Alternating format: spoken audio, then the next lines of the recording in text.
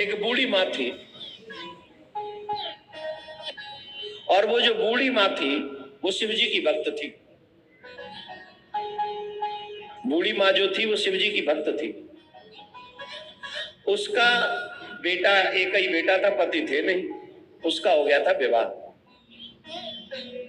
और बहू आ गई थी। बहू थोड़ी सी ऐसी थी, मतलब क्या कहें, समझ रहे हो ना आप, पैसे पे ध्यान रखने वाली, बाजार में घूमने वाली, शॉपिंग करने वाली, मॉल सॉल में। मम्मी कोई पूछे टोके तो पसंद नहीं, क्या भाई क्या है ये, मम्मी मम्मी नहीं बोलनी चाहिए, ये क्यों बोलती है, इस टाइप की थी पत्नी उनकी। पत्नी को बड़ा बुरा लगता था। अच्छा, वो बड़ी शिव भक्त थी बेचारी, मंदिर में गई, जल चढ़ाई, मंदिर में गई, बेलपत्र चढ़ाई, शिव जी की कहीं कथा हो रही है वहां बैठ गई, कभी किसी का बुरा नहीं सोचना, इतनी अच्छी बात। न उल्टा बोलना, न सीधा बोलना, कुछ नहीं, उसे किसी से मतलब नहीं, वो अपने आप में मस्त मगन, अपने आप में मगन। लेकिन ये क्या करती थी, खुद तो अच्छे अच्छे भोजन बनाती थी, और अपनी माँ को, मतलब सासू माँ को, बासी भोजन कराती थी, कल का रखा हुआ या जो बेकार जाएगा वो दिखला दिया। अधिकांश चावल ही खिलाते थे नमक के साथ। अच्छा, अगर हम यहाँ बहू को दोष दें तो गलत है, वो बेटा कहां मर गया। अगर कोई ये कहे कि बहू खराब है तो मैं इस बात को नहीं मानूंगा। बहू खराब नहीं, बेटा खराब है। तुम्हारी माँ के साथ कोई ऐसा व्यवहार कर रहा है और तुम कुछ बोलोगे नहीं, तुम कुछ कहोगे नहीं, क्यों? क्योंकि तुम वासना से बंधे हुए हो, तुम गोरी चमड़ी से प्रभावित हो। या तो किसी की पत्नी नौकरी कर रही है, या तो किसी की पत्नी बहुत मलूक है, या उसके अपने व्यवहार है। माँ के साथ हमारा व्यवहार नहीं, इसीलिए क्योंकि हम अच्छे नहीं।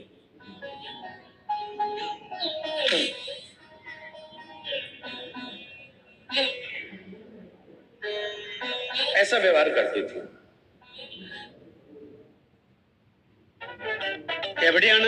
क्यों नहीं, लेकिन वो उसी में मगन थी। माँ कभी शिकायत नहीं करती थी, भगवान भोलेनाथ का ही भजन करती रहती थी। एक दिन क्या हुआ, बहू को किसी बात पे सासू माँ ने कहा कि बेटा ये जो तुम लेट लेट आती हो घर में वो ठीक नहीं है, थोड़ा जल्दी आ जाया करो। इस बात पे मुंह फूल गया उसका, कुप्पा से मुंह फुला के बैठ गई। आप जानते कुप्पा किसको कहते हो? नहीं, चलो मत, हमारे ब्रज में कहते कुप्पा से मुंह फुला के कायकू बैठी है। अब जो तो हमें पता, आज तक हमें ना पता चली कुप्पा का कहते, पर हमारे गांव में घरों में ये किसी एक किसकी तरह, मुहावरे की तरह इस्तेमाल होता है। तो ये देखो जी कुप्पा से मुंह बना के बैठो है, तो कुप्पा का है जी मुंह आज तक ना पता चली, पर मुंह बन जाए सो कुप्पा से। तो वो भी कुप्पा से मुंह फुला के, मतलब थोड़ी रूठ राट के कई की तरह कूप भवन में बैठ गई। पति आया शाम को, ए सुनती हो इमरती, इमरती, और इमरती तो वैसे ही विष कपरिया बनी बैठी। बोले बाहर में गई इमरती, अपनी मैया से जाके बात कर, खबरदार कर मुझसे कुछ कहा तो।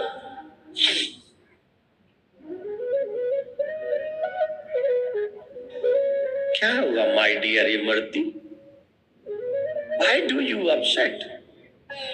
आई डोंट लाइक योर मॉम। अच्छा, कहा कह गई? अरे पता नहीं क्या क्या हमसे कहती हैं कि लेट मत आया करो। कौन है वो जो मुझे रोकेंगी? मेरी मर्जी, मैं चाहे ये करूं, मैं चाहे वो करूं, मेरी मर्जी। पति बोले लो ठीक है, कोई नहीं, गुस्सा शांत करो, हम बात कर लेंगे। क्या बात करोगे? तुम अब बात नहीं करोगे, अब डिसीजन करो, निर्णय लो। या तो अब तुम्हारे संग तुम्हारी मम्मी रहेगी या फिर मैं रहूंगी।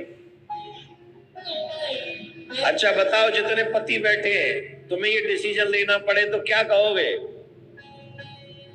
जिनकी पत्नी बगल में बैठी हो वो हिम्मत न करें उत्तर देने की।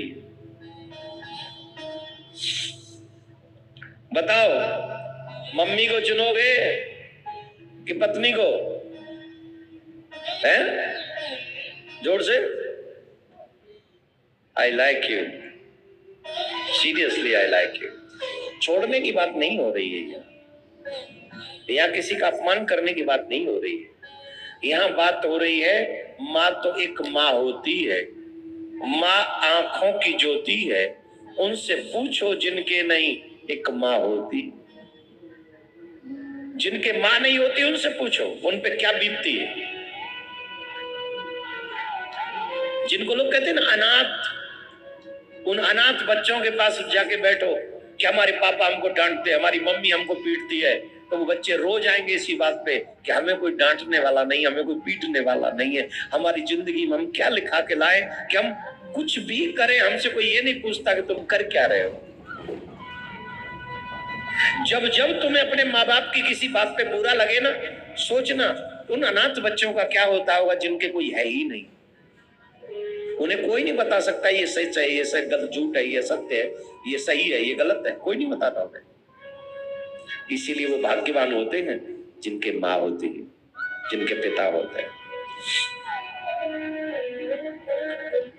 वो इमरती रूठ गई। इमरती बोली बता मैं किए और वो तुम्हारी तरह नहीं था। बोले तुम क्यों गुस्सा कर? बोले नहीं, दो ही रास्ते तुम्हारे पास, इसे अनाथ आश्रम में भेज दो। और नहीं नहीं, अनाथ आश्रम में नहीं, आज इसका सीरा सिलटाई दो, आज इसे गोविंदाय नमो नमः करो। कैसे?